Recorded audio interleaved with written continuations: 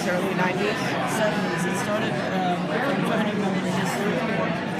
It's Folsom Street Fair is not a conference. Somebody said they're interested in looking con. It's not a con. It's a community festival.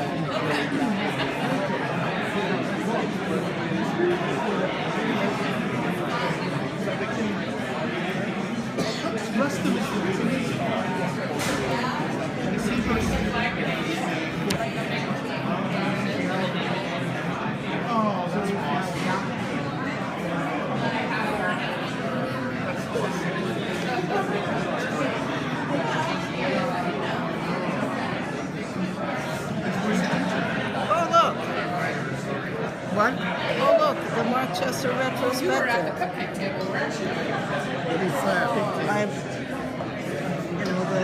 It's the Leather Which was Week the cupcake table? calendar. Was it right? I love that.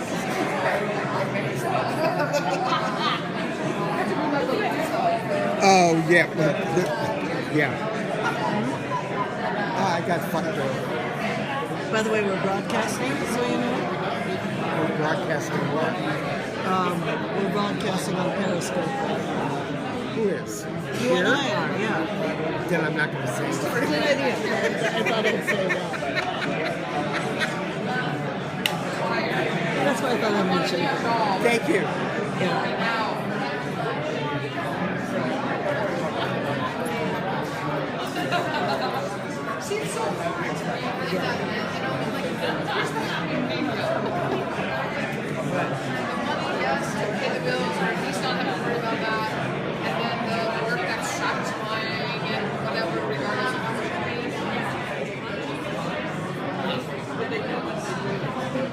This pocket guide's pretty damn cool, though.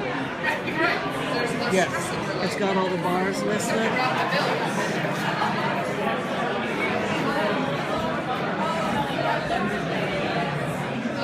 Welcome, everybody.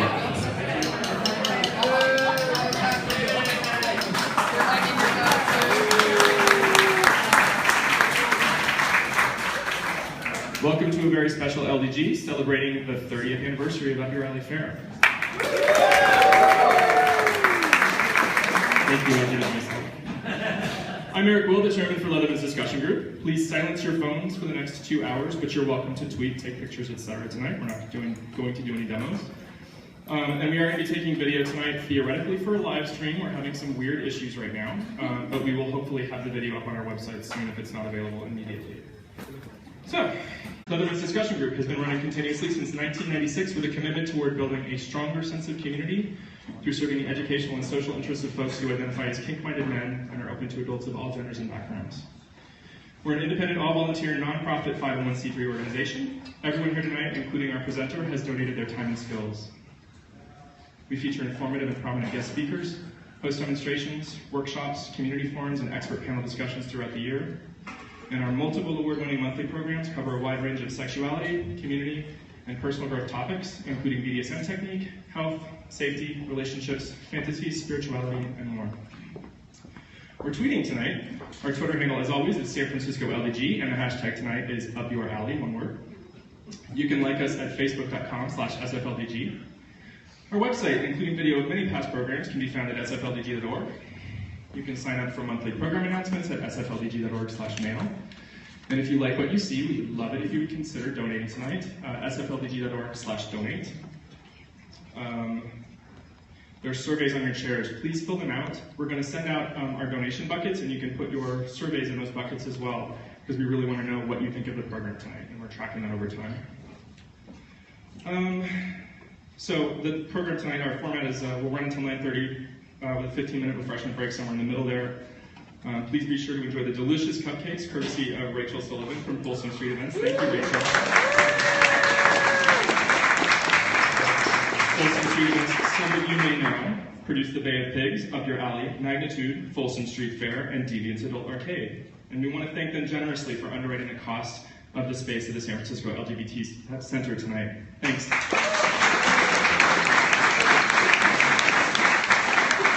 Thank you all for supporting us for the past 18 years. I'd like to introduce Bob Goldfarb, our program director.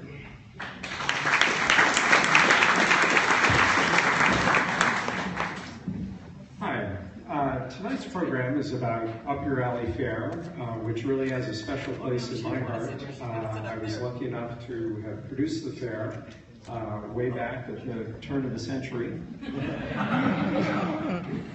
And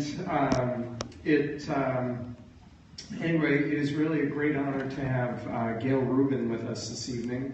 To introduce her is really quite a challenge. She's the only one that I've ever met that actually has a longer Wikipedia entry than Up Your Alley Fair. And she's incredibly accomplished. She's a professor, a prolific author, an expert on alternative sexuality, gender studies, founder of SM groups, and she's really the keeper and foremost expert on San Francisco's leather history. And no one, I think, really understands all of that better than she does. And with that, I give you Gayle Rubin.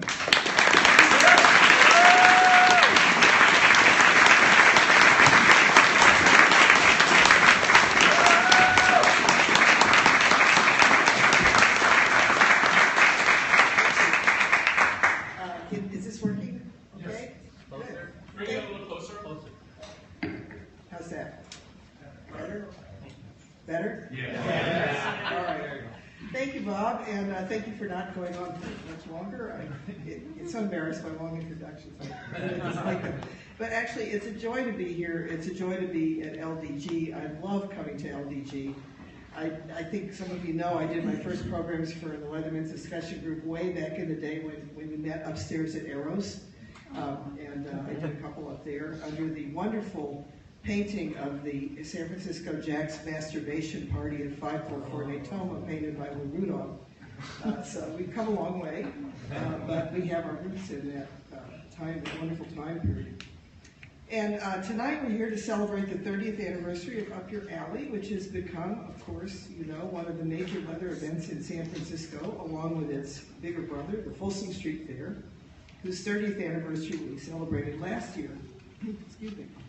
There will be some overlap in my talk from last September, in part because the histories of these two fairs are so entangled in so many ways, even though they began as completely distinct events with very different purposes and were inaugurated by different people. Over time, they've come together, but their origins were distinct. And for those of you who were here for my presentation last year, I apologize because some of this is going to be repetitive. I know some of you were here, so there'll be some background. The talk this year is even more of a work in progress than the one I did last year for the Folsom Fair's 30th anniversary, and I've been having to work hard to put this presentation together since I actually didn't know as much about the trajectory of Up Your Alley. And I've gotten a lot of help, and I just have to thank several people who made much of the substance of what I'm going to do possible. Photographer Jim James, who generously shared some images of the first fair with me. Dimitri of Folsom Street Events, who heroically got me digital images of most of the posters as late as yesterday.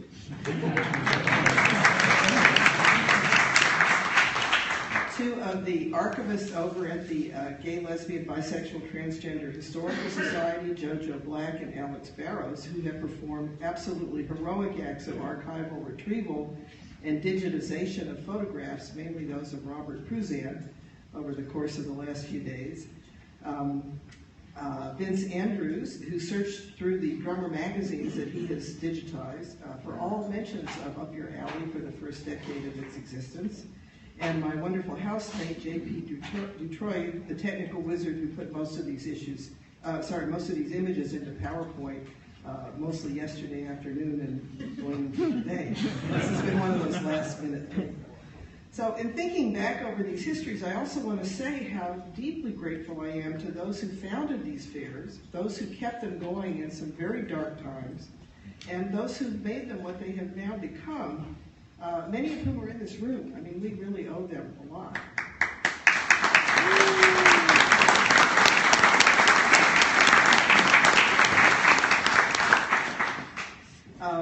And in many ways, these two street fairs, which both had kind of modest beginnings, have become two of the premier leather events, not only in the city of San Francisco, but worldwide. And moreover, these two fairs have been among the most important institutions that have maintained a strong leather presence in San Francisco south of Market, even as so many of the other pillars of that presence have vanished. We are so accustomed to thinking, to associate south of San Francisco leather with south of Market, but this was not always the case. The first leather bar south of Market was the Toolbox, which opened in 1962 on the corner of 4th Street and Harrison, where the Whole Foods is now. This is I prefer this. And then in the mid-60s, actually in 1966, Phoebe's opened on the corner of Folsom and 11th, and then the Stud opened right around the same time, not long after, on the corner of Folsom and Norfolk Alley. That's where the Holy Cow is now. And these were quickly followed by the Ramrod, which was later My Place, Chaps 2, and Cock, and is now, I believe, a straight establishment. Then a bar that was called the In-Between because it was in between Phoebe's and the Ramrod. That later became My Place, the In-Between, which later became the Bolt, the Phoenix, the Brig, and is currently the Powerhouse. And by the late 1960s, the area was already being called the Miracle Mile, as leather bars, sex establishments, and eventually leather retail began to sprout along Folsom and the nearby streets. The leather presence continued to burgeon, reaching its maximum expansion right around 1980, give or take a year or two. And this was a map that was done in 1980 by Joe Taylor, who had a little leather shop called Taylor of San Francisco. And he had all of the, he listed bars, baths, shops, and restaurants and other things. And at the time when he did this map, he listed roughly 16 leather or leatherish bars in the neighborhood, 10 official baths and sex clubs, and there were others that were unofficial or not listed, and at least 8 leather-focused retail establishments. And there were many restaurants that welcomed leather patronage in the neighborhood, including several that were owned or gay-owned or particularly gay-oriented. Those included the 527 at 527 Bryant, Hamburger Mary's, and the little cafe upstairs at the Ambush. But by the mid-1980s, this thriving leather and gay economy had largely collapsed, in part because of the AIDS epidemic, but not entirely. Importantly, it also collapsed because of the vast project of urban renewal that was centered around what is now the Moscone Center, the Yerba Buena complex, and all that assortment of museums and large hotels. And that project had been remaking the neighborhood since the early 1960s. As I've often noted, the history of leather, its rise and eclipse south of Market, is very much enmeshed in this process of urban reconstruction. And as I noted last year, the first Folsom Street Fair was specifically founded in 1984, primarily as an attempt to mitigate the impact of this real estate juggernaut. And here's the poster for the first Folsom Street Fair. And the Up Your Alley Fair was founded the following year in 1985, but much more specifically in response to AIDS. And this is the poster of the first Up Your Alley Fair. Now, I thought it would be interesting to look at these two posters side by side. The Folsom Fair was called Mega Hood, that's 1984, and the beneficiaries were the Shanti Project, the North and South of Market Adult Day Health Corporation, which mostly treated low-income seniors, the Clinic, and the South of Market Alliance. Now, the South of Market Alliance was an anti-redevelopment organization in which the two founders of the Folsom Street Fair were active. Up Your Alley, which started in 1985, had a whole different set of beneficiaries: the San Francisco AIDS Fund, the Gay Games, and CUA, the Community United Against Violence. This was clearly a more gay-oriented event at the time, whereas the Folsom Fair, while gay and leather inclusive, was much more focused on the mixed neighborhood character of the South of Market. And in any case, by comparison with Joe Taylor's map in 1980, by the time the two fairs, each of these fairs were started, leather's institutional presence at the market had become very attenuated. Although it stubbornly persists, leather's footprint has been smaller ever since the mid-1980s. And I was trying to think how many actual bars we have now. I could think of about a half dozen leather to leather-ish in the neighborhood. A small number of retail shops. I was trying to think how many there are now. One, of course, is Stomper's Boots, and the other is Mr. S. I'm sure there are others I'm just having a brain freeze and can't think of. And both of these are very important. Stompers is a premier niche business, and Mr. S is a giant planet in the solar system of leather retail. The Jupiter of that solar system.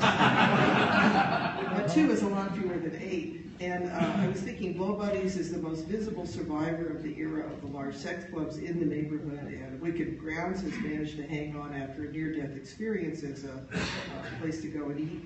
But this is a much smaller brick-and-mortar footprint than Leather had around 1980. And as the census of gay and leather institutions has diminished, the 2 street fairs, Folsom and Up Your Alley, have become increasingly important anchors in maintaining the leather character of the neighborhood. Although their trajectories have not been smooth, over time the 2 fairs have increased in importance as the brick-and-mortar leather presence south of Market has diminished. So actually, as everything else has kind of undergone so much attrition, the fairs have gotten bigger and bigger, although that was not a smooth process, as I'm sure Bob can tell you. I bring this up in part as a cautionary note about thinking about the history of these fairs through the lens of the present. It's very easy to read the present back into the past and assume that whatever exists now is a reliable guide to what was back then. But history is frequently much more surprising and reveals all kinds of unexpected twists, and doesn't always, you can't read it from what you see around you in the present. Both of these fairs were founded more or less at the moment when the leather neighborhood of the 1970s was collapsing. Each had a different set of goals, and they were unconnected. We're incredibly fortunate that the founders of both of these fairs did what they could to ensure their survival, that new people came in to nurture them, and that both eventually came under a management structure and a team that have grown them into the successful events that they are today. But they were not always so central, and it took a while for them to become so. One of the things that I did in preparation for this was ask Vince Andrews to search through his digitized drummers. And that revealed how little coverage there actually was of Up Your Alley. The first Up Your Alley in 1985 was covered with 3 photos, all by Robert Pouzan, 2 of which I'll be showing in a while. And there was a 1-paragraph write-up. The second iteration of Up Your Alley was given a 6-page photo spread, but not a word of text. I think it was called Man Watching. And in 1991, several years after the second Up Your Alley, on a page of 5 small photographs, there is one whose caption reads, San Francisco's annual Doré Alley Fair, held in August, always draws a sizable contingent of street hunks, unquote. But that's it. That's pretty much it for coverage and drummer of the first decade of Up Your Alley. By contrast, there was an Up Your Alley production company which put on other events, such as the local and national drummer contests. They did a lot of Northern California drummers, and for a while they produced the Big Mr. Drummer title contest. And the production company in the title contest at its stage got a good bit more coverage than the fair did. And that gives you some sense of how, this was not a central preoccupation of the leather press at the time. So anyway, let's step into the Wayback Machine, one of my favorite apparatuses, and go to South of Market around 1985 and briefly review the origins of both fairs. And here I apologize to those of you who've heard some of this last year. Just to recapitulate from that talk, the Folsom Fair had its roots in neighborhood activism against the spread of large-scale redevelopment that was then spreading out from the Moscone Center in Yerba Buena, what became the Yerba Buena Gardens, and other attendant projects. Kathleen Cannell and Michael Valerio, the 2 founders of the Folsom Street Fair, were both working in the nonprofit service sector of the neighborhood and institutions that served low-income seniors. Michael worked for Todco, which is the Tenants and Owners Development Corporation. Todco was formed to build low-income senior housing as part of the settlement of the lawsuit over the Yerba Buena development. And Kathleen had established a project at Todco that was focused on food delivery and food delivery mostly to low-income seniors, and community business development. Michael was a Leatherman, and Kathleen was and is a lesbian, and her lover at the time ran the one lesbian bar south of Market. That was Clementina's favorite inn.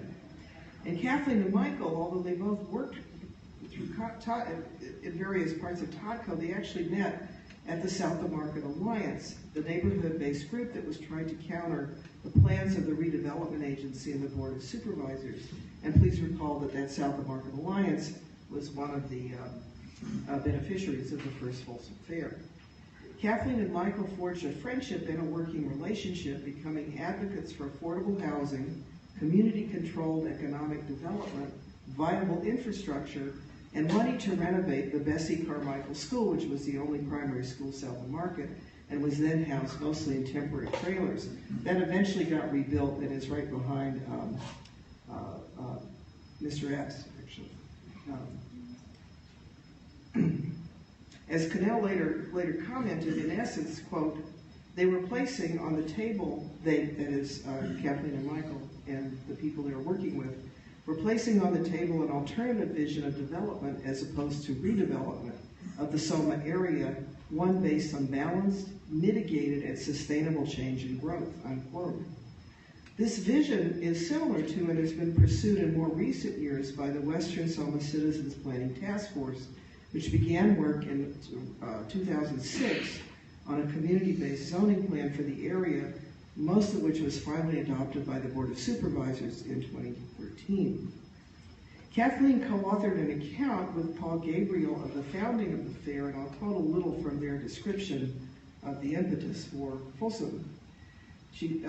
First they reviewed some of the post-war history of redevelopment in San Francisco, and then they situated their narrative of the history of the fair into that story by saying, quote, this resistance of late 1969 and early 1970 was carried on into the 70s and gave birth to various neighborhood-based organizations. Prominent among these groups was Todco, a nonprofit community housing developer. It was in this environment in 1980 that Kathleen and Michael came to work under the umbrella of the activist organizations already in place and began their collaboration and community organization work that was to lead to the first Folsom Street Fair in '84. In the period of the early 1980s, downtown-type development was pushing for more territory south of Market. The Planning Commission was calling for high-rise towers from Market to Harrison Street at that time, and Cannell and Gabriel noted that, quote, in the city's eyes, Soma was seen as being so diverse as to be unorganizable, and thus more amenable to this kind of redevelopment. And Cannell and Valerio wanted to combat that perception that the neighborhood was unorganizable. As part of this effort, they hit on the idea of producing a street fair. One of the assumptions of a lot of the redevelopment literature is that whatever the targeted area is more or less empty, if not of people, then of value. So there's this sort of, it's like the frontier ideology, you know, as the U.S. pushed west, if there was no one there, they just had to get rid of the indigenous population to make it work. And a lot of redevelopment has that same attitude. Whoever's there is like the indigenes of North America. It just needs to be pushed out so that higher and better uses can be built there. By contrast, Cannell and Valerio knew that there was a vibrant and complicated neighborhood south of Market, not an empty space to be filled up with gleaming new construction. And they also knew that the existing neighborhood would have to be destroyed for these new plans to come to fruition. So the first Folsom Street Fair was designed to show that there was south of Market, a vibrant neighborhood and indeed a megahood, hence the name of the first fair, which took place in 1984 on the autumnal equinox. And as Cannell noted, the Folsom Street Fair was a complex beast created to accomplish many goals at once, supporting local Soma businesses, bringing together the diverse, eclectic population south of Market and attempting to unite them, and placing Soma on the city map and in the public's eye, not as a blighted zone awaiting redevelopment, but as a vital, energetic part of the city, desiring further development of its existing potentials. The term megahood was selected to redefine the south of Market as, quote, the city's neighborhood, a turnabout retort to 30 years of being labeled as a blighted area, unquote. So the first Folsom Fair was leather-friendly, but it was not a leather event. As the program noted, welcome to Megahood 1984. The first Folsom Street Fair is here. We are happy to provide San Francisco with an outdoor event that is as diverse as the neighborhood in which it is held, unquote. That's from the program. Drummer magazine did cover the fair that year, although it did not see it as important enough to merit a standalone article. There was a short note in a news column covering the, quote, international leather scene, which said, "This year saw the first ever Folsom Street Fair. Crowds were bigger than most observers expected and curiously mixed." It's like those ads for the curiously intense lozenges. There was certainly more leather in evidence than at this year's Castro Street Fair, not a high bar. and maybe more straights as well, not surprising, given the neighborhood. The fair was, after all, a neighborhood effort, not just a leather festival. This was in Drummer. As one spokeswoman noted, one of the two founders, likely Kathleen Cannell, one of the two founders, quote, "Folsom Street and the South of Market area is a neighborhood of minorities, the elderly, and gay men," unquote. Now, over time, of course, the Folsom Fair became increasingly leatherized, and that's another tale of the one I spent a lot of time on last year, so I won't reprise that. But by contrast, Up Your Alley was founded as a gay and leather event from the start. It was always gay and leather. And again, you can tell from the posters. Interestingly enough, by the second iteration of Up Your Alley,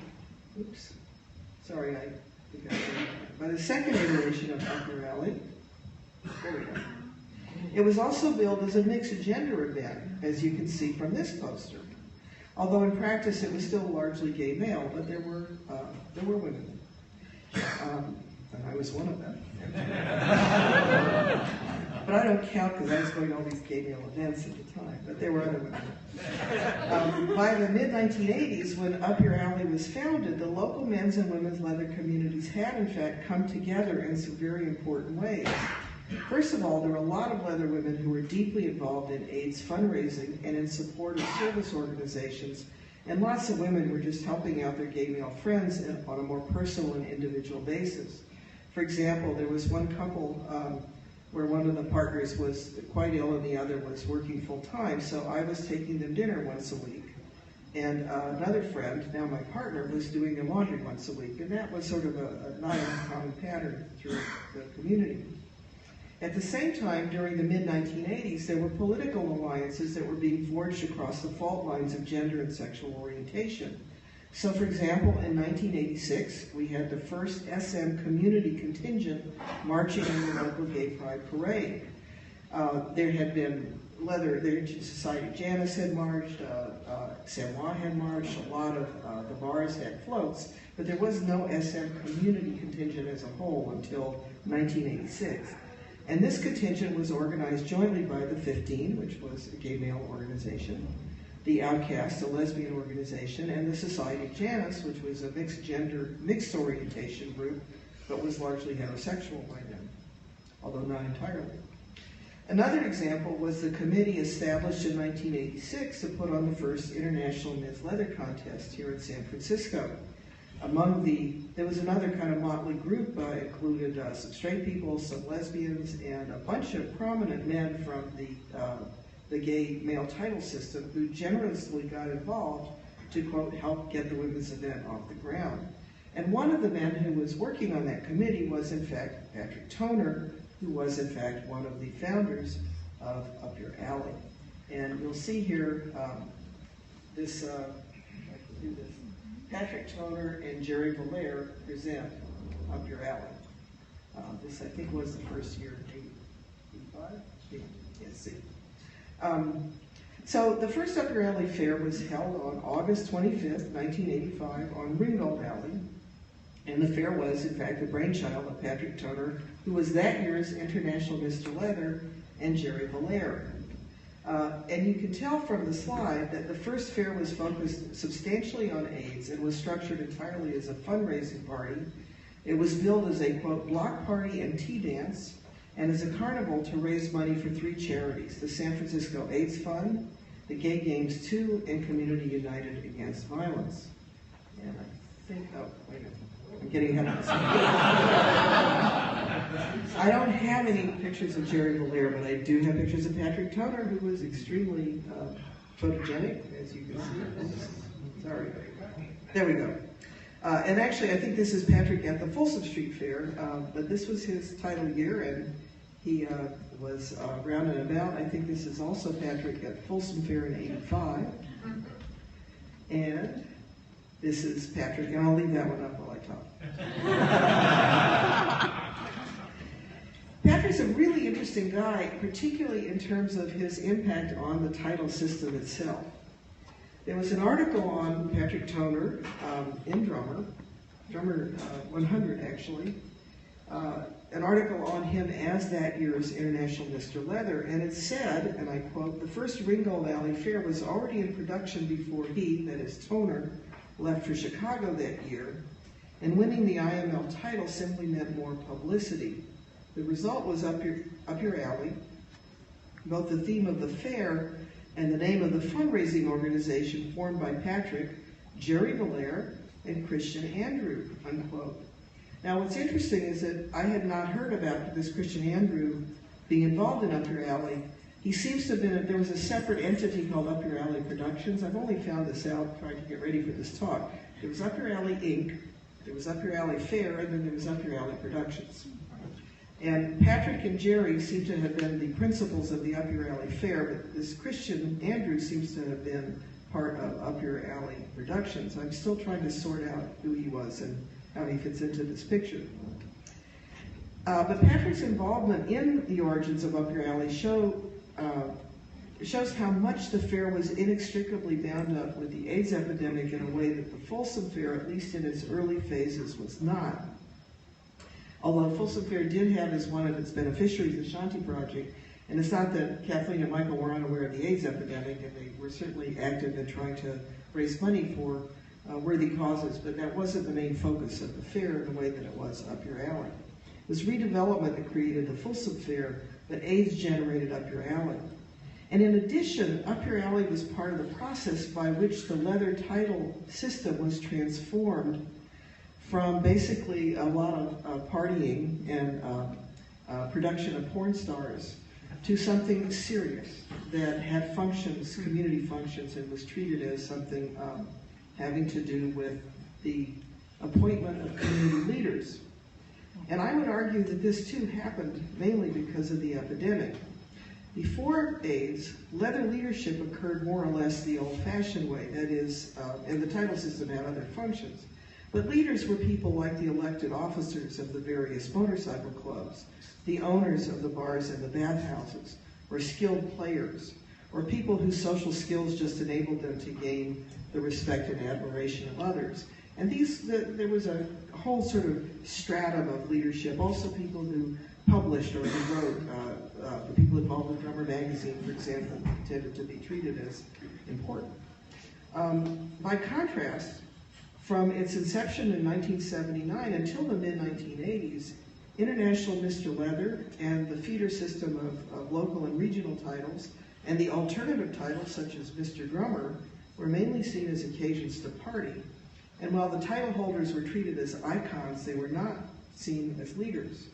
Typically, when you got a leather title like International Mr. Leather or Mr. Drummer, what you got was a feature spread in Drummer or one of the other porn magazines, or you got to be you got to act in porn movies. Some of them had really pretty illustrious careers in gay porn. But none of them were expected to lead anyone to anything except maybe to a dungeon party. And Patrick Toner, part of why I find him so interesting is that he was one of the key figures in changing those expectations. He dedicated himself to raising money for AIDS organizations and AIDS charities, and in so doing, he began to reframe what holding a major title meant. He began to reposition it as not just a way to get a lot of sex and partners and maybe new career porn, but as a form of community service, as something that brought obligations with it. And that began, I think, with his tenure as IML. The following year, in 1986, Scott Tucker took the title, and he was sort of a surprise winner because the favorite ahead of the contest was our local leather icon, Jim Ed Thompson, who many of you would have known. Jim Ed had a body, was an unbelievably gorgeous man. He was a bodybuilder. He actually also had a porn career by then. He also was a writer. He just was a very skilled and all-around beloved, handsome, and accomplished character. And unexpectedly, Scott Tucker beat him. I can't remember if Jim was first or second runner-up, but before the contest, he was definitely the favorite.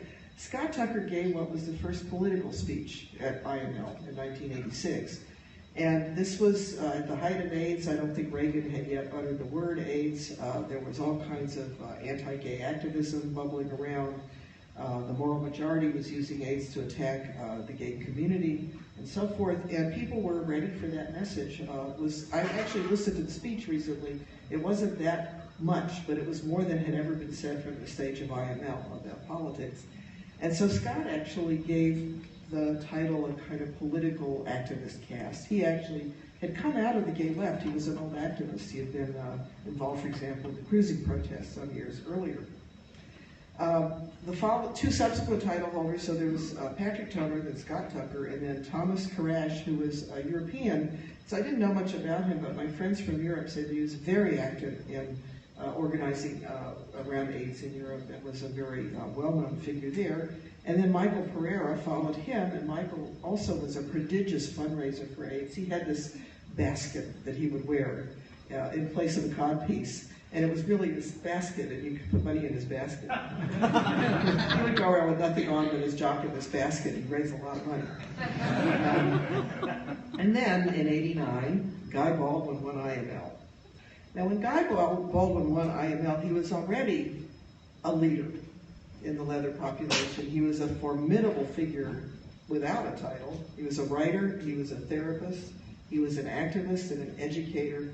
And I think he probably gave the title as much gravitas and legitimacy as it gave him. And I think that kind of sealed the deal, sort of this sequence from Patrick through Scott to Karash and Pereira to Guy transformed the title system. And by the time, as Guy himself put it in his 1993 book, The Guide to Leather Contest, quote, it's an interesting way he phrased this, quote, currently, the leather contest is the only semi-systematic way we all have with which to identify and encourage local, regional, national, and international leather community leadership. This contest method is perhaps not the ideal way to choose our leadership, but it is the state of the art for now, unquote. Now, I might quibble with this formulation. I probably quibbled with it then. I'm not persuaded now, and I wasn't persuaded then, that the title system was state of the art at any point.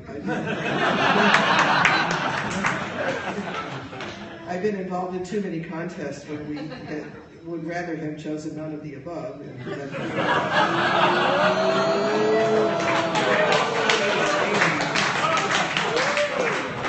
had to pick somebody. And sometimes people came in with these titles, as many of you know, people came in with no experience and no knowledge, and some of them really did not know what they were doing. And at other times, those people actually stepped up to the plate and became very effective. So it was a mixed blessing and a mixed curse, as most things are. But the old systems for producing leadership were still actually in place. They just were really quite damaged by the epidemic, which destroyed many institutions, including most of the old motorcycle clubs, decimated the population, and really took a lot of the people who had been running the local institutions away from us. And with so many key personnel dying or else working to stay alive, there was a leadership vacuum. I mean, there were a lot of vacuums, including that. And the title holders were increasingly recruited, basically, to fill that void and expected to do so. So Patrick's tenure at IML, I would argue, was one of the fulcrums, one of the hinges over which the title system started to tilt away from just being a party to being a kind of, to functioning as some kind of leadership recruitment. And it did that. And he turned his title at any event, into a really effective apparatus for raising money for AIDS. Thus, Up Your Alley, the fair that he co-founded, was part of the shift in the title system from proto-porn stars to community functionaries. Okay, back to the actual event. The official name was always Up Your Alley. It was called the Leather Block Party. But even though the official name was Up Your Alley, most people called it the Ringgold Alley Fair, at least the first 2 years when it was on Ringgold Alley. Now, Ringgold Alley is really an interesting place in San Francisco. It's a very consequential block, a very consequential piece of South of Market geography for leather. It was legendary for leather cruising, especially after hours. Ringgold Alley is the one block that runs from 8th Street to 9th Street, and it's parallel just behind Folsom Street, in what was once the epicenter of the Miracle Mile. Ringgold was directly behind the Ramrod Bar, later My Place Chaps and Rock, and it was a half a block away from the Brig, formerly the Phoenix, now named Bolt and now Powerhouse. The Ambush and several other major bars were nearby within a couple of blocks. And there were parking lots on the alley, which were empty at night, and it was easy to park there. One of the things that started to change South of Market actually was changes in the parking regulations. I got here in 1978, and almost immediately the new parking regulations started to mean that you had to move your car at midnight or get a ticket, and all the street cleaning things started. And I remember people complaining that they used to be able to go to bars or the bathhouse and just park all night. And all of a sudden they get a ticket if they were out after midnight and didn't go move their car. But Ringgold Alley was one of the places that still you could park because it had these lots that were empty at night. And after the bars closed, a lot of the action moved to the streets, and Ringgold primarily was one of them. Now, the Ringgold scene was really interesting also in that it was sort of a cross between a lot of gay male cruising sites and something very specifically leather, which is to say there were a lot of blowjobs in the alcoves on the alley, just like there were at Land's End and a million other places. But at various times, and particularly during the 70s and then well into the 1980s, the street became a very large, lively, late-night outdoor sex carnival. My current partner, but then good friend, Jay Marston, lived and worked on Ringgold in the mid-1980s. She ran a little shop called Hedonic Engineering, which was an artisan leather business producing handmade whips and leather toys out of her flat overlooking the alley. So she had a front row seat on all of it. And she reports that in addition to the voluminous pedestrian traffic at night, there was an almost nonstop parade of bumper-to-bumper vehicles circling the block. There were motorcycles, cars, and she said even vans with fully equipped dungeons, including slings and sound systems. Sometimes the vans would just set up shop along the street or park in one of the empty lots and entertain from there. And she recalls, and I'm going to quote her, "You could feel the energy of the street. Even on cold nights, the street was warm from the heat of all those engines running." And she said it was a really friendly scene too, and that the multitudes of gay men who were on the street at night made it really safe. She commented, "You could go out and feel completely safe. It was my favorite of all the places I had lived in San Francisco," unquote. It's not entirely clear. I've been able to figure out when the scene there became so elaborate, but I suspect that there were a couple of situations that pushed people onto the street. And one was and I've been spending some time up at the Gay Historical Society trying to tease out when this happened. But during the 70s, the Board of Supervisors effectively shut down what had been a thriving after-hours segment of local gay nightlife by imposing new permit regulations on establishments that serve food after midnight. This was sometime in the early to mid-1970s. And it is very what used to happen is that people would leave the bars, which closed at 2, and then they go get coffee and food at these late night places, some of which had lots of sex going on. It is likely that Ringgold absorbed some of the socializing that had previously taken place at after-hours leather hotspots, such as Mr. B's Ballroom down on 2nd Street. And instead of pouring out of the bars into the after-hours joints, Leathermen poured into the back alleys near Folsom. And I also suspect that Ringgold picked up additional action when the city closed the bands in the mid-1980s after that acrimonious crusade, ostensibly to control the spread of AIDS, that was the subject of Buzz Benz's and Rick Osmond's wonderful program for LDG back in May. But after the bands were closed, actually gay men just flooded the streets and parks all over town, especially at night, and I suspect Ringgold got its share of that traffic. Ringgold cruising waxed and waned as the city and police waged periodic crackdowns to drive sex off the street. And in the late 1980s, the parking lots were fenced off, and Ringgold faded as a focal point for contact and erotic recreation late night. But in 1985, the first Upper Alley Fair invoked the street's reputation in the sense that it was a turf that should be defended. Here is what Drummer magazine said about the first Upper Alley, and I think the longest thing they actually ever wrote about that fair. For years, San Francisco's Ringgold Alley, located in the heart of the Folsom Leathermen district, has been notorious as a late-night cruising ground. It's been said that the cruisers sometimes don't wait to get indoors before getting out of their pants, which has led the SFPD taking its own interest in the block-long residential and warehouse alley. In August, Folsom Leathermen and Ringgold regulars got a chance to see the alley and each other in the broad daylight of the first Ringgold Alley Fair. It had the festive mood of an old school fair with food stands and fun booths, including a chance to dunk a hunk and a pie-throwing booth. And this description is really, what? 5 minutes and then we take a break? Is that how it works? Okay. I can't see, you know, I'm blinded by these lights up here. I need a baseball cap. This description from Drummer is indicative of the character of the first Upper Alley Fair, as well as some of what distinguished the early Upper Alley and Folsom fairs. The first Folsom fairs were loosely run, and while they were fundraisers, they always allowed for independent vendors to rent booths and sell a variety of products. While most of the booths sold generic street fair merchandise, the Folsom Fair, even though it wasn't a specifically leather event, became one of the earliest leather marketplaces, making a wide variety of sex toys, dungeon equipment, piercing jewelry, and organizational information available. Examples included local artists such as painters Jim Leff and our friend Mark Chester, photographer. There was a guy named Don Minnerly who was a boat maker. He also built bondage tables with the same carpentry skills that he used to build boats. And he wove the most wonderful, historically correct British naval whips. There were all kinds of people selling leather gear. There were piercers. There were SM organizations such as the Society of Janus. The owner of the Catacombs, one of the recently shuttered sex clubs, had a booth selling orphaned art and artifacts, including posters, pins, and paintings by Thomas Hine and Chuck Arnett. And the Folsom Fair became a magnet for all sorts of leather street theater, including, let's see if I, oh yes, the White Rats of Morris dancers, who sewed their belts onto their bodies instead of putting them on their boots. And each year at Folsom, the leather goods and services proliferated.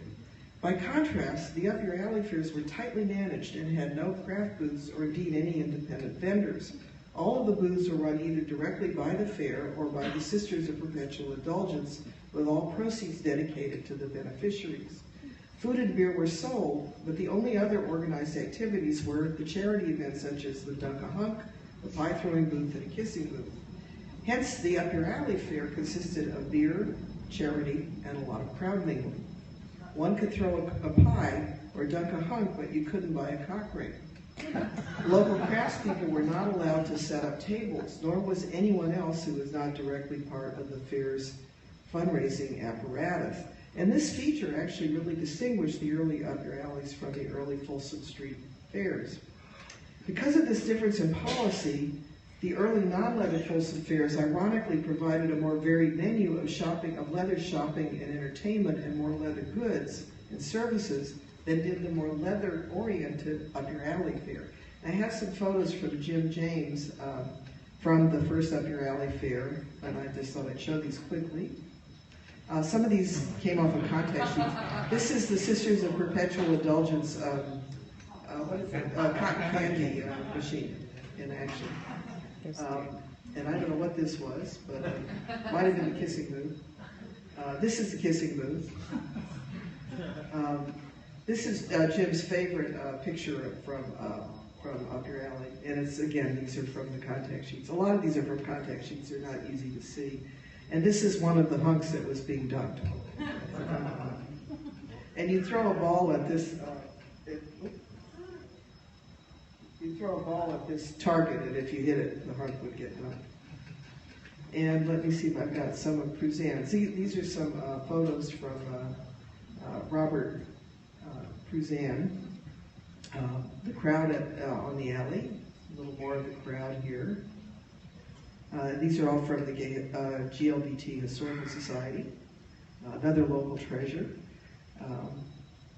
Just some more pictures from the crowd. And I feel I should know that man. I can't recognize him. Does anybody recognize him? The one holding the rose? Looks totally familiar. A young Grace fan, perhaps? I don't think so. No, I mean, it just doesn't look like Grace. Grace, is that you, right? This little crowd is probably the most leather there was at the fair. This in the photo I'm going to show you next. One of these guys is in the next photo. It's this one, taken by Robert Pruzan. Now, the fellow on the far right there is Mike McNamee, who is the founder and former owner of Stompers, the boot store. So I called him up to see who else was in here, and he told me. Let me see if I can find my notes. Yes, from left to right. On the far left are George Burgess and Rick Booth, two of the founders of the AIDS Emergency Fund. And the fellow who's really decked out there is Nick Bienes. Then there's Mike. And this is a really interesting quartet. First of all, Burgess and Booth, as I said, are founders of the AIDS Emergency Fund. And I found a little article by Peter Fisk, written in 1999 about the AEF. The San Francisco model of care for people with HIV and AIDS has been adopted all over the world. Part of that model is the AIDS Emergency Fund. Started at a kitchen table in 1982 by Rick Booth and George Burgess. The organization made $6,500 in grants that first year to more than 100 people. This year, the AIDS Emergency Fund will give direct financial assistance to well over 2,000 people. The money goes for rent, utilities, and our medical bills. More than 90% of each dollar received is spent on client services. So that was Peter Fisk talking about the AIDS Emergency Fund founded by two of these guys. Mike also told me that Nick Bienes was one of two men who wrote romance novels under the pseudonym of Judith Gould.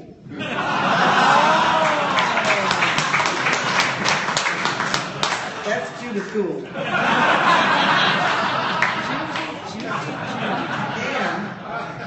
And he was photographed by Robert Mapplethorpe, and this is the Mapplethorpe photo of him. Now for 85, this is probably about as leathery as it got. Let me just show you a few quick shots from 85, and some of these are from 86. This is from the pie throwing. That's 85. This, I think, is the same year. There's some other things going on in the block. This one, Robert Pruzan called tit twisting. Tit and tongue twisting on Dory Alley. That's 87. I'm sorry, that's a year later. This is 85. This one is 85 on Ringgold. We call that Promise of Joy. Sorry. Getting a little ahead of myself here. All of these are 85, I think. Oh, and this is another Dunk-a-Hunk. More Dunk-a-Hunk. And this is just a shot of the alley, and another shot of the alley, and another shot of the alley. And this one I took off a contact sheet. I'm sorry about the red lines, but that was on the contact sheet. And this, I think, gets me almost to the end. Oh, there are a few more. Smiling faces. Oh, and this one, I just had to show this one because this, I believe, is Aaron Rothus. And I hadn't seen a picture of him in a long time. And here again is Patrick Toner.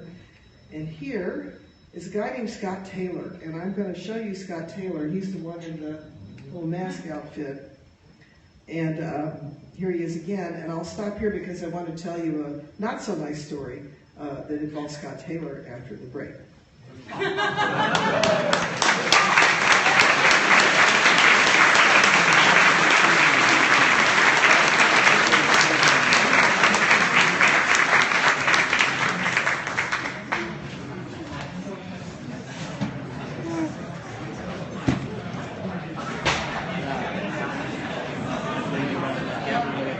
Okay, it's time for a break.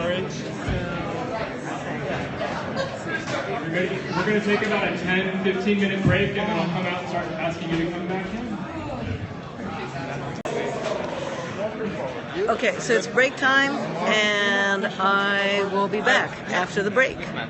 Okay. Yeah, So be back in a few minutes. good. I'm Vera, Blade, and Dustin. Thank you all so much, everybody. We couldn't do this without you. If you would like to volunteer with us, you can go to sfldg.org/volunteer and sign up for our mail list. Just dropping papers left and right. I'd also like to acknowledge, we've got several people from the Folsom Street Events Board here tonight, and I'd like to acknowledge them. We're a beneficiary of Folsom Street Events this year, so thank you very much, Folsom. Many of you volunteered your time to help out for Up Your Alley already on Sunday. Anyone that would like to lend us a few hours for Folsom Street Fair, we're going to need to do some volunteering for Folsom Street Fair as well to help us produce the world's biggest Leathermen, and we're really excited about that. That's going to help us earn a grant to produce these award-winning programs, improve our technology, and expand our reach. So if you're interested in that, please sign up at sfldg.org/volunteer or see me, Dustin, or Daddy Blade after the program. And finally, if you're interested in learning more about our upcoming community events, as you can see, I talked all night long, and I'm not going to say what the community events are. Many of you have lots and lots of events on your chairs, as you can see. But if you'd like me to blast out a community event to our newsletter, just send me an email. I am chairman@sfldg.org, and I'm going to bring Program Director Bob Goldfarb back up to the stage. Thanks, everybody.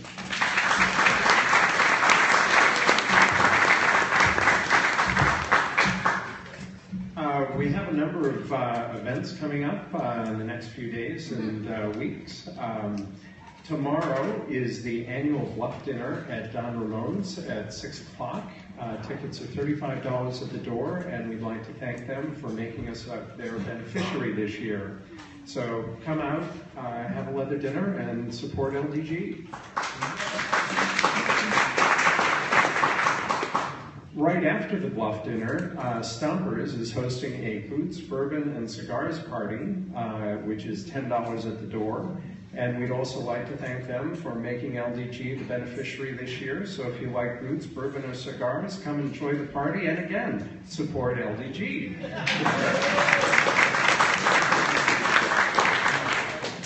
On August 1st, YLDG, our under 40 subsidiary, is having a beer bust at the Eagle, which is open to everyone, and that's a Saturday. On the weekend of August 7th, LDG is having our annual Fetish Fair, which is a full weekend of events. We have a meet and greet on Friday at the Powerhouse, Whips in the Park on Saturday morning at DuBose Park. We have the fair itself at the Citadel in the evening, which is generously sponsored by Joe's Barbershop, and we'd like to thank them for their sponsorship.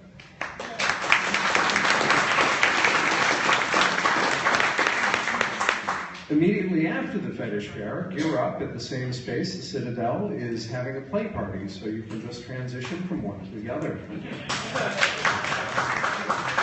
And on Sunday, the last event of our Fetish Fair weekend, we're going to meet for lunch before the beer bust to the Eagle.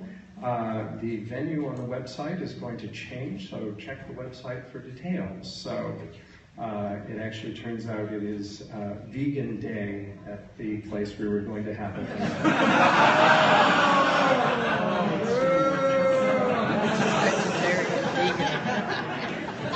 And last but not least, our YLDG, again, our group for guys under 40, is having a program for guys under 40. So if you fit that demographic, on August 18th, they're having a program on bootblacking with International Mr. Bootblack 2015, Bam Bam.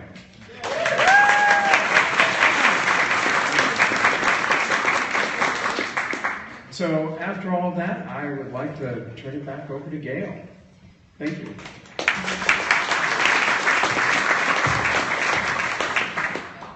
And I think I have timed this badly. I've just been told I don't have as much time as I did, so I'm going to kind of rush through.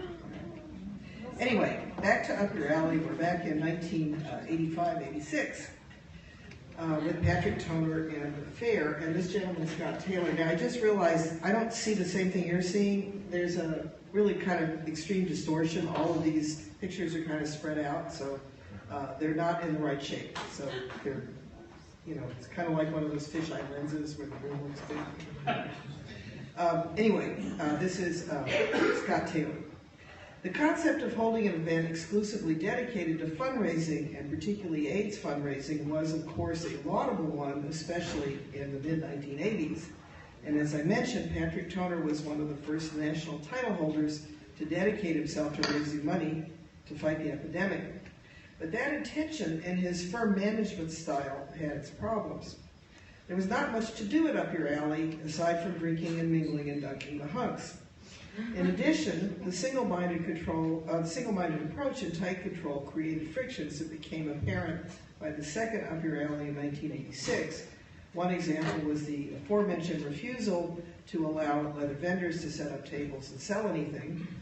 And another was a confrontation between Patrick Toner and three other local leather guys. One was Robert Mad Dog Roberts. Some of you will know him. He was a local artist, tattooist, and former manager of the Ambush Leather Shop.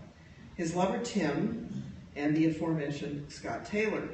The three of them created a piece of performance art to protest an upcoming ballot initiative. This was Proposition 64, which was aimed at requiring carriers of the AIDS virus to be, I'm sorry, this is, Prop 64, but the year is 1986.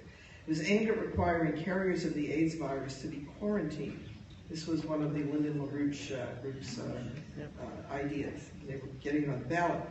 So Robert and Tim put Scott into mummy-like wrappings and handcuffed him to one of the chain link fences. And this is Robert and Tim and Scott Taylor, the mummy.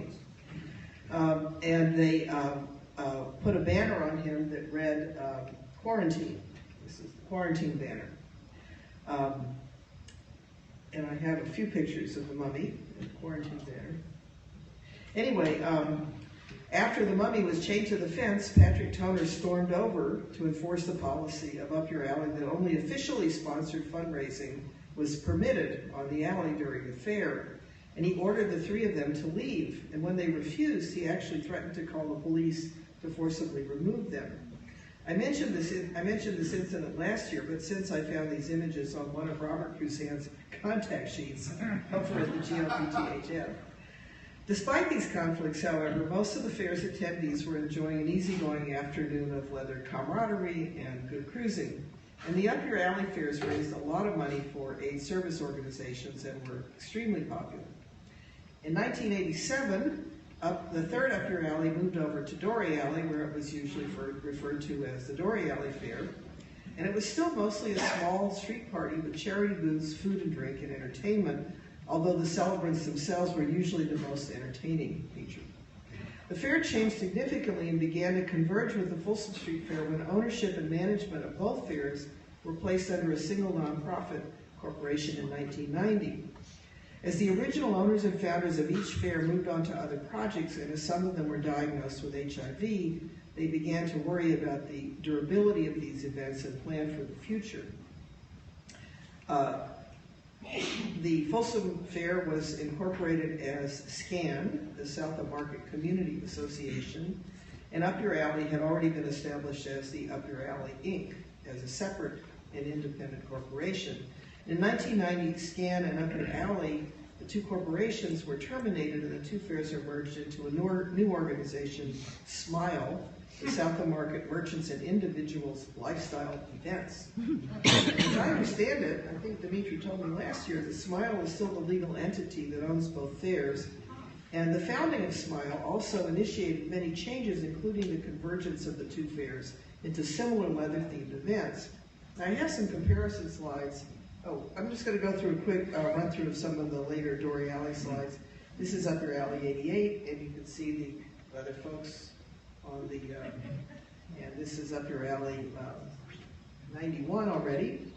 Oh, and I got this picture from 91. This is also from the Cruzan collection. This is Robert and I think John, who used to be around, and some of you may know. I thought you might want to see them.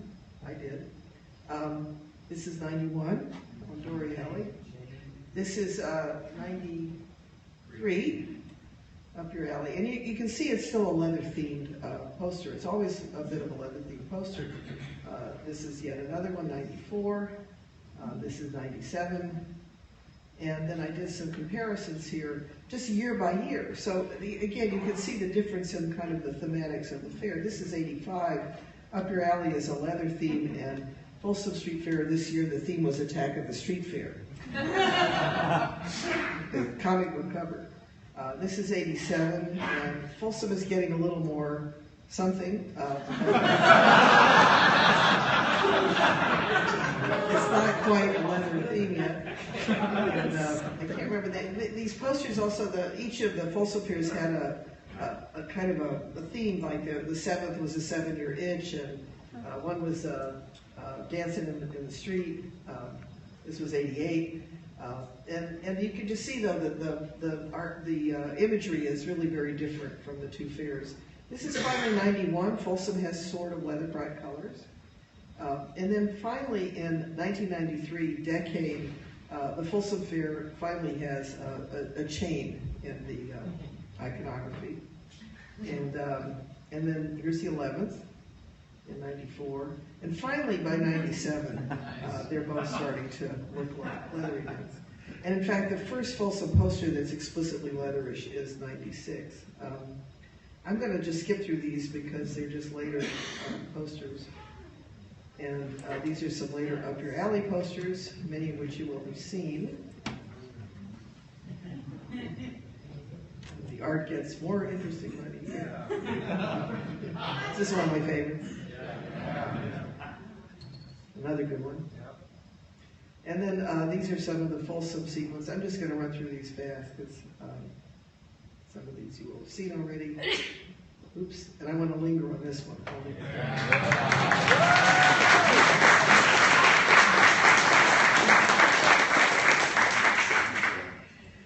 So what happens is that over time, the two fairs begin to converge under the stewardship of Smile. And for them to converge, Folsom actually had to become more of a focused leather event, and Up Your Alley had to open up and include more variety, meaning independent vendors and not just pie throwing and hunt dunking. So in 1991, Smile actually instituted a major change of policy for Up Your Alley and allowed independent vendors for the first time. And in fact, they went out and solicited some of the vendors they had previously refused. And the new open policy worked well, and the vendor booths proliferated into the early 90s. And it was then, I think, that Up Your Alley finally assumed the character it maintains to this day, which is the Folsom Fair's easygoing local sibling. Both fairs have thrived under this management arrangement. Both of the fairs have grown and changed into what they are now. Among Gay San Francisco's most enjoyable street fairs, important fundraisers for local institutions, a temporary leather takeover of its old heartland, and some premier world-class leather celebrations. And as Folsom Fair has expanded to monumental scale, Up Your Alley has retained some of that relaxed, low-key, and laid-back character that makes it so delightful. Smile, I went through this last year, so I'm not going to repeat it, but really, Smile continued to attract leather folk.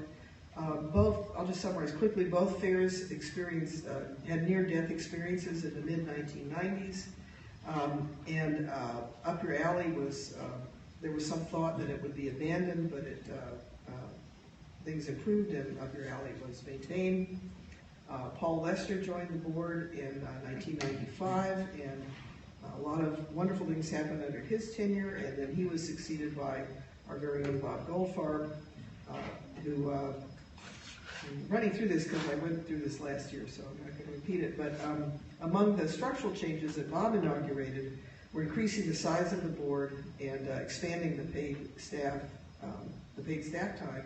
And that was a critical shift because previously most of the work was still done by volunteers, but there had been a part-time person to shoulder the extra work in the weeks leading up to the fair. One of the things Bob insisted on getting done was making that person a half-time employee, and then he pushed for a full-time person. When he resigned, the board finally hired a full-time office manager, and subsequently that position was retitled Executive Director, a position that has been so ably filled since 2005, is that right?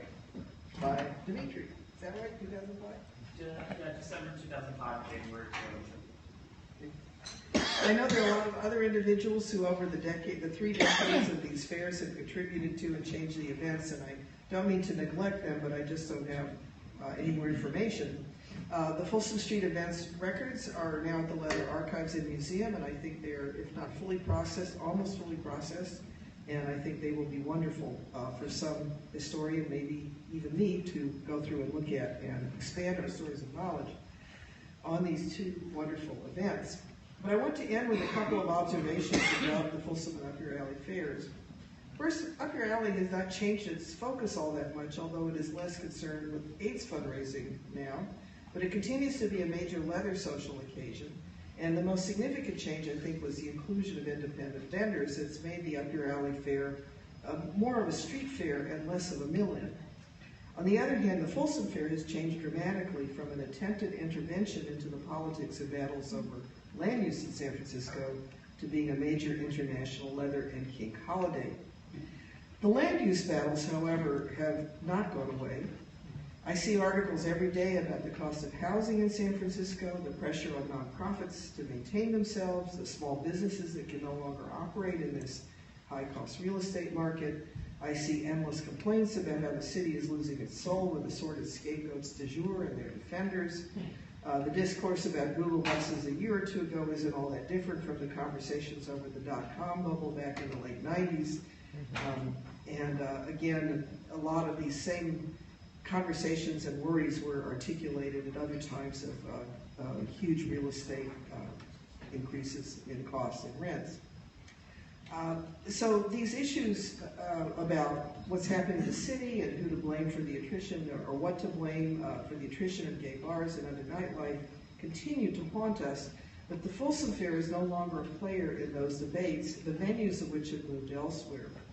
As various commentators have noted about the politics of urban real estate, they affect almost everyone, but the decisions that determine urban real estate often take place in obscure committee rooms and boring hearings, boards of permit appeals, the planning department and commissions, and behind the closed doors of politicians' offices.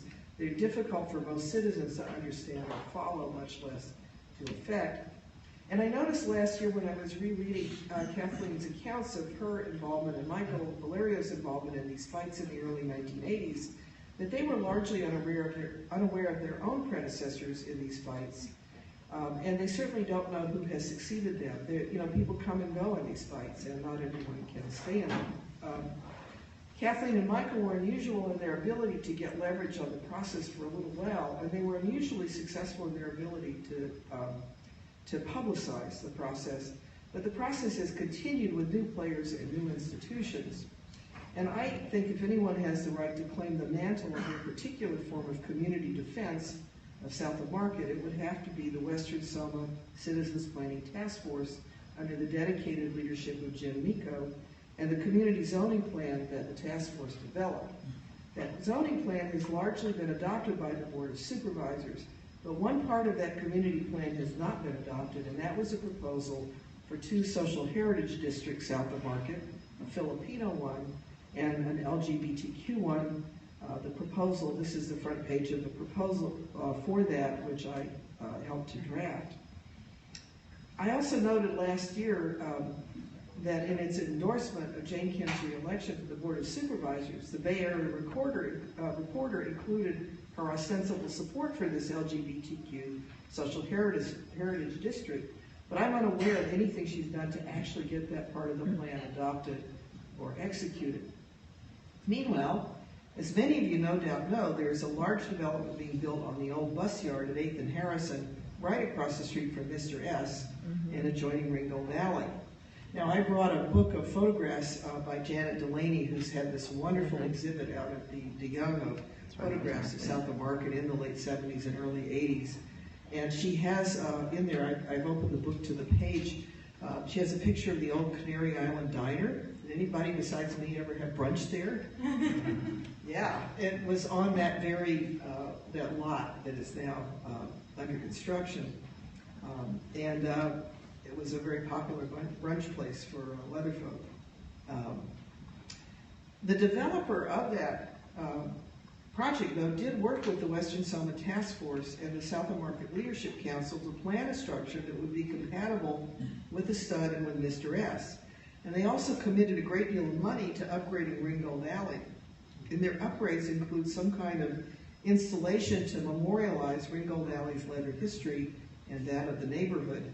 Various people from the community, including Jim Miko, Dimitri, one of the managers from Mr. S, and I have met with the developer and the landscape architect, Jeffrey Miller, to come up with some preliminary plans, and we need soon to begin the process of getting more community feedback and involvement of the substantive content for this project, which individuals and which institutions to include. I was going to do a slide of the plan, but I couldn't get it into PowerPoint. The file was too big. So what I have down here next to the book with the picture of the Canary Island Diner is the layout from the landscape architect of the general plan for Ringgold Alley. Some of which we can have no impact on because it has to do with like plants and lighting and traffic calming and various things that the planning department and streets and sidewalks want. But there is a place in this plan for a very substantial memorial to the leather past of that alley and of Leather San Francisco in South of Market. And I'm very excited about it. That sheet gives at least some notion of the proposed layout and the types of physical objects that will be involved. I'm very sad to say that Jim Miko, who has been a major force in the rezoning process and instrumental in shepherding along this plan for Ringgold Alley, is currently in the intensive care unit up at UCSF in critical condition, fighting for his life, actually. He's one of the unsung heroes of South of Market, and we all owe him an immense debt for his part in continuing the efforts of people such as Michael Valerio and Kathleen Cannell to maintain South of Market as a livable and queer neighborhood. Jim himself is a longtime Leatherman who has lived in the neighborhood for decades and who ran a small print shop over on 10th Street. He recently retired, but back in the day he did most of the printing for a lot of the gay businesses in the neighborhood, including the Ambush.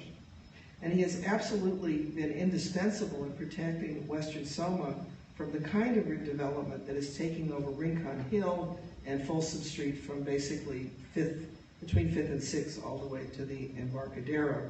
And I hope you'll join me in sending some fervent good wishes for his health. Meanwhile, our beloved street fairs have had a very different role to play in recent years, particularly as the zoning wars moved to other venues.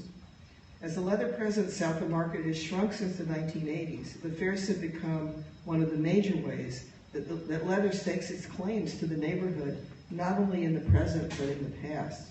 The leather communities needed these fairs, so much so that they kept them going, continually revitalized them, and made them their own in ways the founders would have understood, even if they would never have anticipated them. The slow attrition of gay and leather south of Market has left a vacuum that's been filled in part by these fairs. Both aids and the changing economies of land use have changed the Folsom profoundly. The leather occupation expanded south of Market from the toolbox in 1962 to a diverse leather neighborhood, and by the early 1980s, south of Market was probably, certainly if not the largest, the most densely concentrated leather and kinky neighborhood anywhere on the planet. By the late 1980s, the leather occupation was a remnant of its former self. Leather institutions and businesses have never left the neighborhood, and this stubborn presence hangs on, particularly in Western Soma. But leather is much thinner and spatially dispersed than it was in its heyday, and it is more episodic. It is strongest for those few days a year around those leather holidays, up your alley and the Folsom Fair. On those days, the streets south of Market once again belong to the leather folk. And in so doing, local leather folk have made something much bigger than south of Market or even San Francisco. These fairs have become two of the major institutional structures and symbolic expressions of leather and kinky people around the world. Even as the brick and mortar institutions of leather have shrunk, these events, while temporary, have established and maintained, and I think in many ways expanded, the presence of kink on this planet. So now, instead of the world's most concentrated leather neighborhood, we can go and celebrate two of the world's premier leather events starting this Sunday, this year. And we can savor the fact that it is still here and thriving after 30 years, a local and national and international treasure. And I want to thank Folsom Street Events for doing what they do to maintain this, and everyone who's ever contributed to making these events first happen and be sustained and be what they have become. And thank you for having me to talk about it.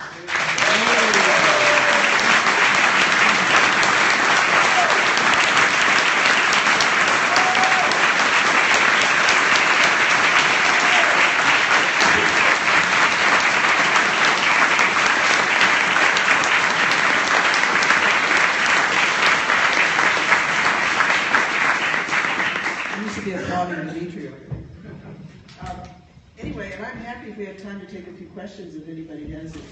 But I have to tell you, I'm hard of hearing and I forgot my hearing aid, so you'll really have to speak up or get a microphone. Okay, I'm going to start with the first question. We've recently had some controversy about mixing leather and drag. And I noticed in some of the pictures of the first fair, some of the people in the fair-sponsored booths were basically in leather but with wigs and that sort of thing. Was that, do you know if that was perceived as controversial at the time? Was it a big deal? Was it not a big deal? Well, the Sisters of Perpetual Indulgence were a big part of the fundraising apparatus, so I mean, they were integral to the fair. There may have been controversial at the time, but I don't remember any public discussion of that. That doesn't mean people were not discussing it. Leather and drag have coexisted for a long time. I mean, it's really ironic. I mean, we could do a whole talk on leather and drag. Leather starts out as...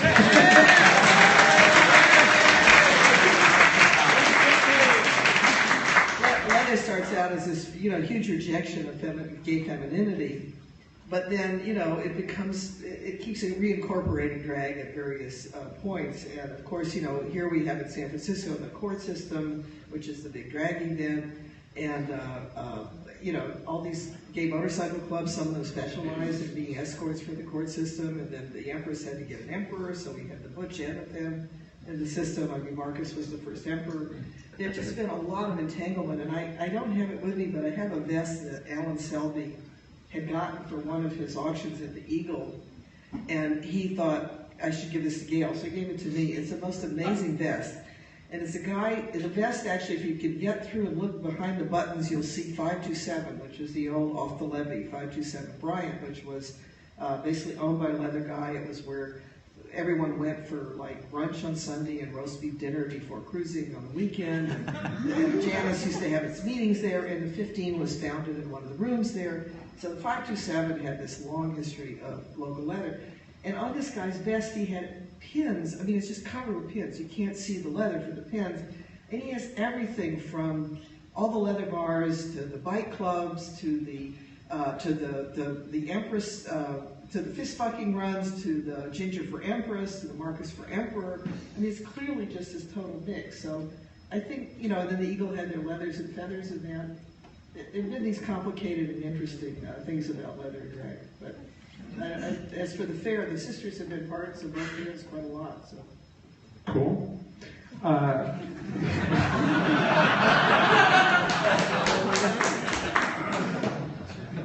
Did you come across any information about why the fair moved from Ringgold to Dorr?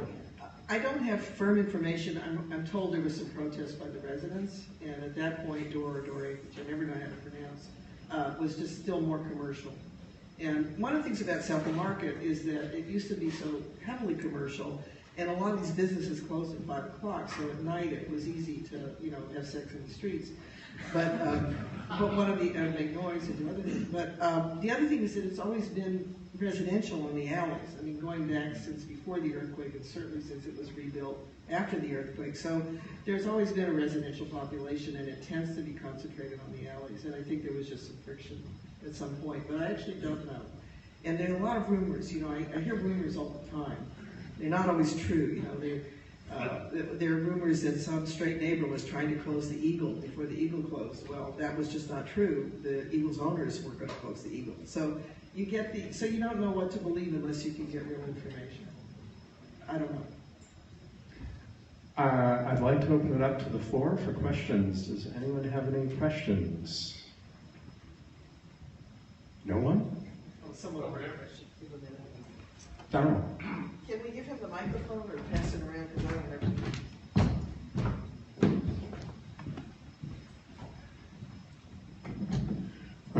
all, thank you, that was fascinating. I've come from London, not just for this. And the first two Folsom Street Fairs I went to weren't in San Francisco at all, they were in Berlin. And so I gather it's a bit of a work in progress, this research and this story that you're telling. I think it'd be a really interesting thing to factor in Folsom East in New York and Folsom Europe and the impact they've had on attracting people to San Francisco as a result of going to those fairs, and some of the very stark differences between, say, the Berlin Folsom experience and the San Francisco one. It's a great project, and I hope someone does it. I'd love to know.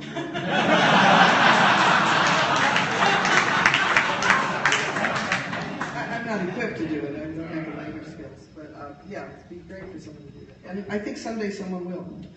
Is there anything that you can put forth as an idea of why Folsom Street, when Up Your Alley was from the get-go like a leather event, why Folsom Street so dominates it internationally as the leather event? Was it because they had vendors, or? I think it was. That's a really interesting question, and I'll have to think about it. But it was always a bigger event, and Up Your Alley has always been a smaller event and a more local event. And Folsom. The other thing is that Folsom, the street really has a presence that Up Your Alley as a street in Doré certainly doesn't have. Ringgold was mostly locally known, but Folsom was known internationally. I don't know what was causing that. That's an interesting question, and maybe Dimitri could shed some light on that. Right. I mean, I guess the only thing I can say from the perspective of the organization is from the time I started, and still to this day, we don't really promote Up Your Alley. I mean, it's not really something that we advertise a lot of. You will see us do a little bit of promotion around events like IML. That's kind of it. We don't do a lot of promotion of Up Your Alley outside of San Francisco. And the whole kind of... Right, so, I mean, I think that one of the challenges has been, how do we keep Up Your Alley and Folsom distinct and special in their own unique and different ways, and make sure that, you know, Folsom doesn't become Up Your Alley doesn't become Folsom. That's a really hard thing, because organically things just happen. But the one thing we always have had control over is how much we promote. And while, you know, we've always said, you know, Up Your Alley is just the local one. It's like, if you know about it, you know about it. If you're in on what's happening, great, come to it. Otherwise, we don't know what you're talking about. And then Folsom has been the opposite, you know, which is just tell everybody about it. So I have a question for you. How many people roughly come now to the two fairs? What's the population? Anybody who gives you clear estimates on their events is just lying. So we really just have very vague kind of indicators based on beverage sales and gate donations and things like that. So we estimate, you know, 10 to 15,000 for Dory, and then 200 to 250,000 for Folsom. Wow. So it's, you know, 2.5 blocks versus 13 blocks. It's, you know.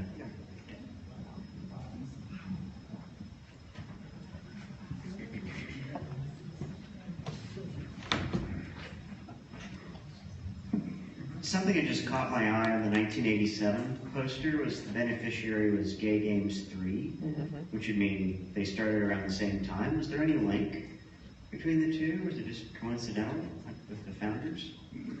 I don't know how why they chose Gay Games as one of the beneficiaries. It's an interesting question, but I don't have an answer. Anybody here have any insight on that?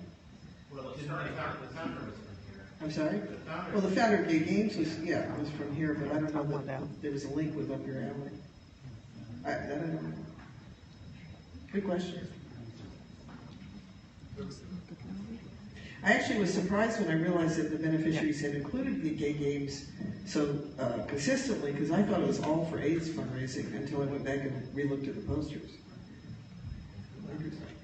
If you were to put the two events into a couple sentences and describe the difference between the two to someone who has never been before, how would you describe Up Your Alley in comparison to Folsom Street Fair, in your words?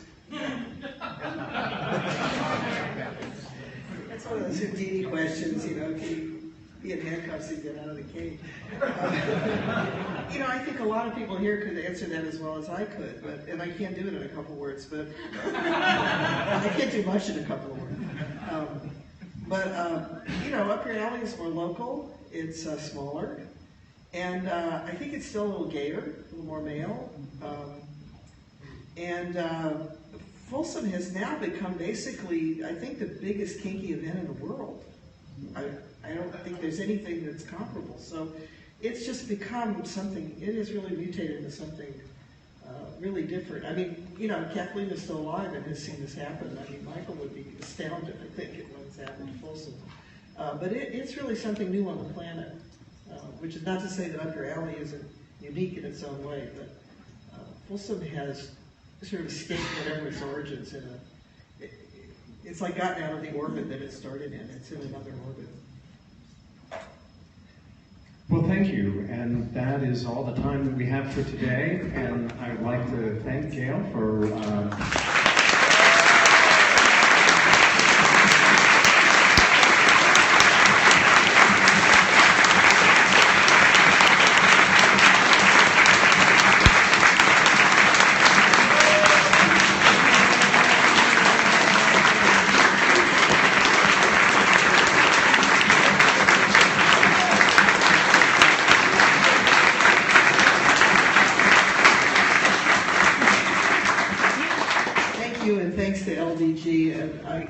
I got to thank LDG and these fairs for being here. We really are very privileged to have them. And thank you all for coming. Okay, so that was it for the Leathermen's discussion group and talking about the histories of Dory Alley and Up Your Alley Fair. And I'm going to see if I can go catch up with Gayle. Oops, sorry, darling. That's all right.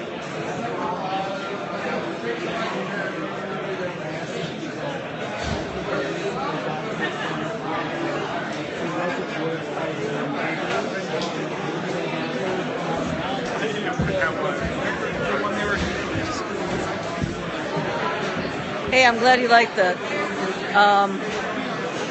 You know, I'm new to Periscope, so I thought this might be a really fun thing to do, and at least there's 5 of you all out there who's interested in leather history, which is awesome. I'm going to see if I can get a hold of and say hi to Gayle. So, hold on, okay?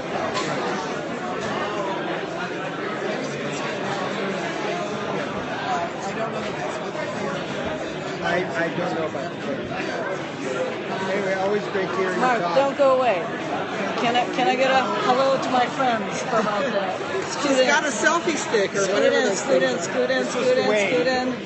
Okay, there we go. Wait a minute, Mark. Scoot in. Where are you? You're not in the picture. And if you know who these amazing people are, you know leather. Okay, bye guys. On to your project next.